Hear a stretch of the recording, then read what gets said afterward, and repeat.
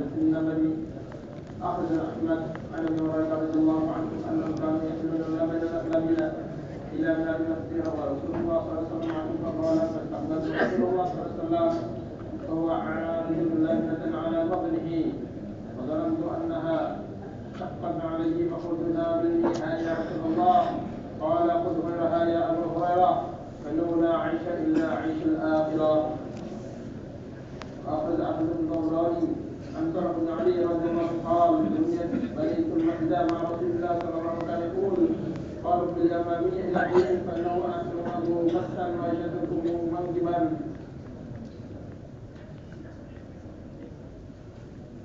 عند أحمد أيضا أن قال جئت إلى النبي صلى الله عليه وسلم وأصحابه يدخلون المسجد قال فكأنه لم يعجبه عملهم قال فأخذوا المسحاء خلطت بالطين قال فأنه أعجبه أخذ المسحاء وعمله قال جمعنا به والطين فأنه أفضلكم بالطين.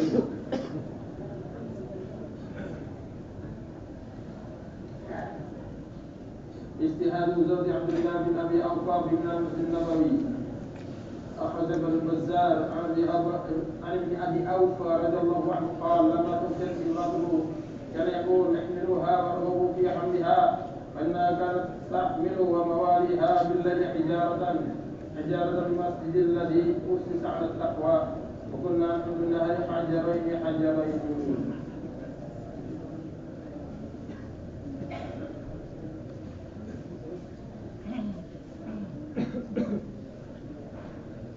وأخرج البخاري وأبو داود أن عبد الله بن عمر رضي الله عنه أخبره أن المسجد كان على رسول الله صلى الله عليه وسلم مبنيا باللبن وسقف الجريد عمده خشب النخل فلم يزد فيه أبو بكر رضي الله عنه شيئا زاد في عمر رضي الله عنه وبناه على بنائها في عهد رسول الله صلى الله عليه وسلم باللبن والجريد وعنده خشبا ثم بن عثمان رضي الله عنه إذا فيه زيادة جبرة وبنى جداره بالحجارة المنقوشة والقصة جعلهم له من حجارة منقوشة وسقفه بالساج.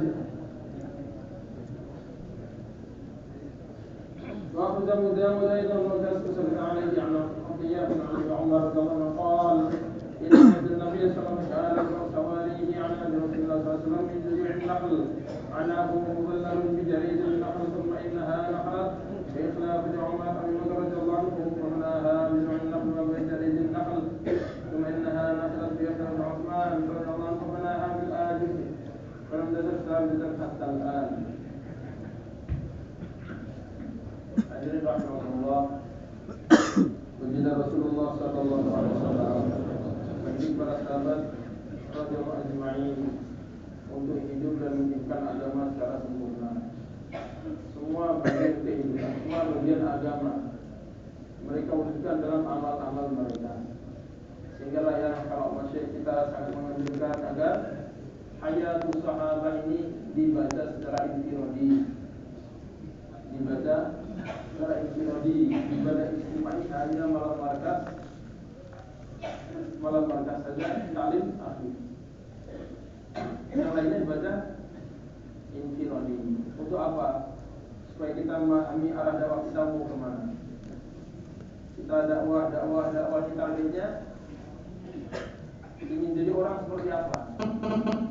Kita akan memahami dengan baik tatkala hayatus sahabat kita jadikan bacaan harian kita. Masya Allah, bila tidak maka kita akan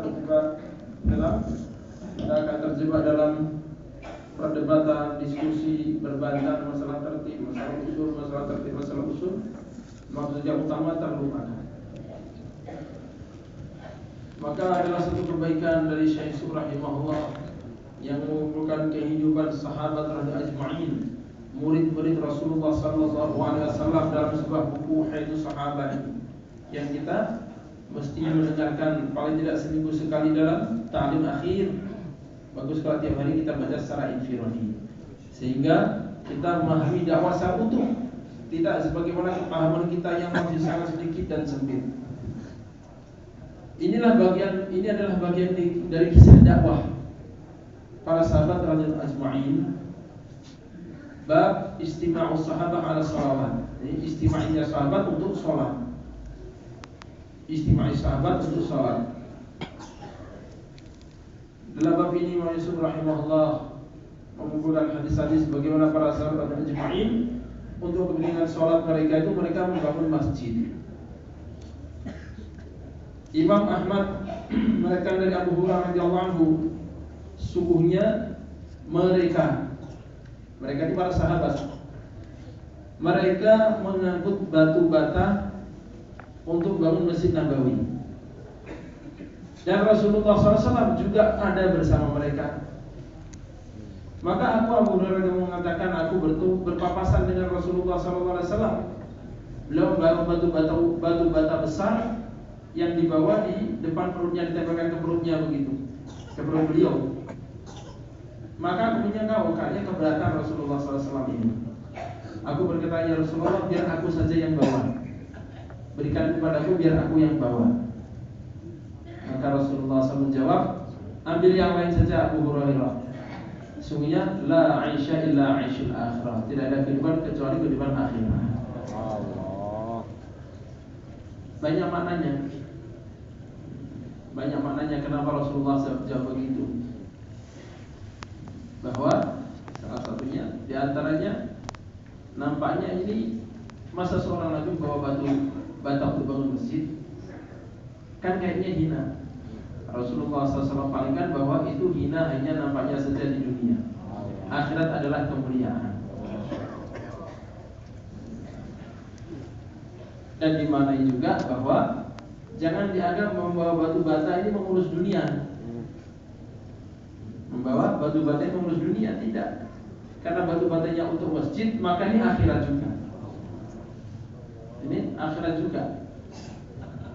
Jadi kita jangan beranggapan kalau sudah jadi nabi ya udahlah, nggak usah urus bangunan-bangunan segala, dikir aja sama dakwah. Nabi ternyata tidak begitu, tidak sama dengan yang kita bayangkan.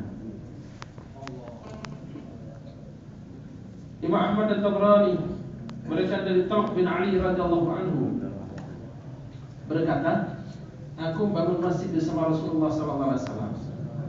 Maka beliau bersabda, ini orang Yamamah, maksudnya beliau Talq bin Ali ini orang Yamamah ini suruh urus tanah.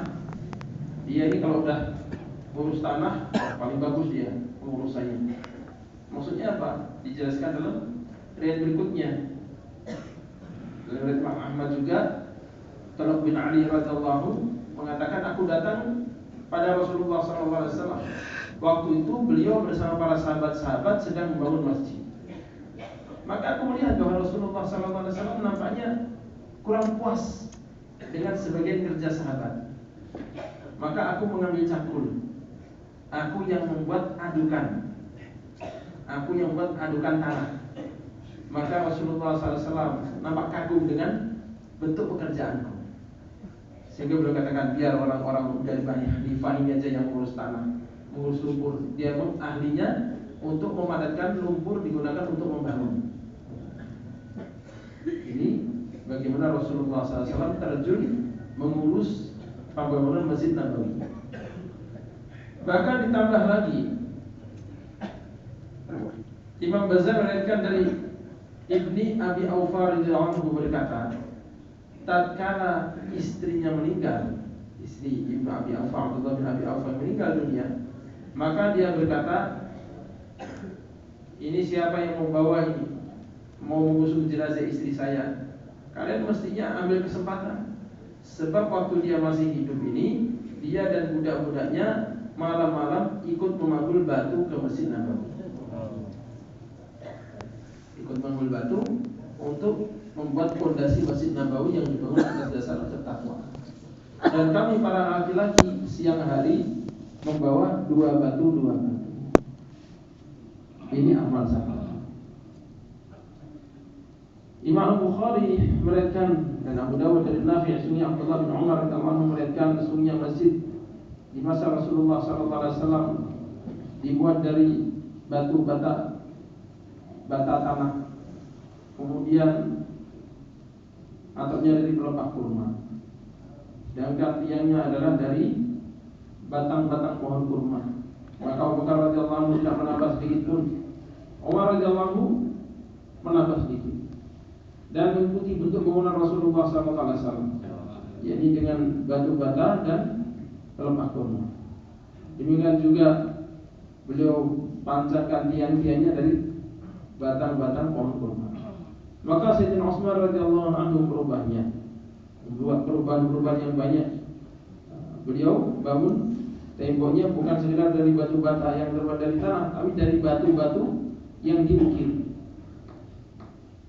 Batu-batu yang diukir, batu-batu yang diukir yang disambung-sambungkan atau yang dipadukan dengan adukan seperti semen di zaman dulu, yakni kapur dan sebagainya. Demikian pula tiang-tiangnya tidak sekedar dibuat dari batang-batang pohon kurma, tapi dibuat dari batu-batu juga yang dibuat corak-corak ukir-ukiran. Demikian pula beliau ganti atapnya bukan dari pelepah kurma, tapi dari kayu jati.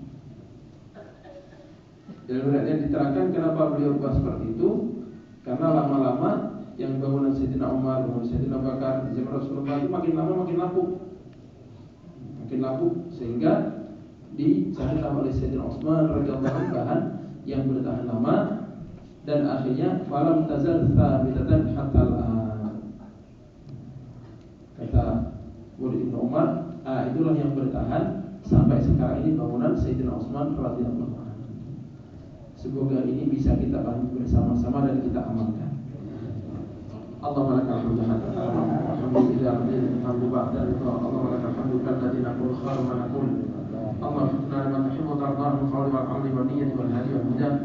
Allahumma ij'alna hudadan mahdiyyin wa la dhalin mudillin. Sallallahu alaihi wa sallam sayyidina Muhammad wa ala alihi wasallam. Subhana rabbika rabbil izzati amma yasifun wa salamun alal mursalin. Alhamdulillahi rabbil alamin.